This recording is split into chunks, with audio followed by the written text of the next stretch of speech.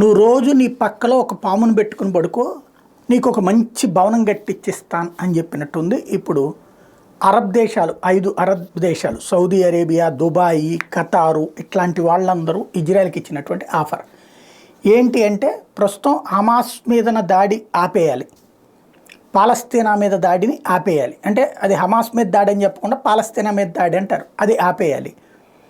దానికి తగ్గట్టుగా అక్కడ ఉన్నటువంటి బందీలు మేము విడిపించి పెడతాం.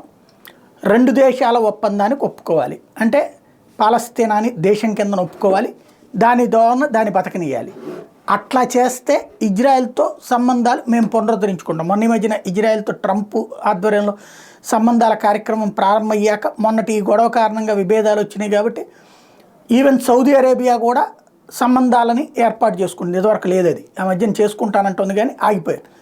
సంబంధాల పునరుద్ధరణ చేస్తాం అంటే వాళ్ళతో సంబంధాలు పునరుద్ధరించుకుంటే వాళ్ళ ద్వారా ఆయిల్ తక్కువ రేటుకు వస్తుంది, ప్లస్ కొంత పెట్టుబడులు అవి పెడతారు. కాబట్టి అది చూసేసుకుని ఇజ్రాయెల్ ఆలోచించేసుకోవాలి.